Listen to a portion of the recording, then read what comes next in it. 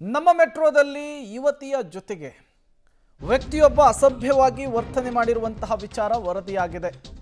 ನಮ್ಮ ಮೆಟ್ರೋದಲ್ಲಿ ಯುವತಿಯ ಜೊತೆಗೆ ಅಸಭ್ಯ ವರ್ತನೆಯ ಆರೋಪ ಉಪ್ಪಾರಪೇಟೆ ಠಾಣೆಯಲ್ಲಿ ಎನ್ಸಿಆರ್ನ ದಾಖಲು ಮಾಡಿಕೊಂಡಿದ್ದಾರೆ ಪೊಲೀಸರು.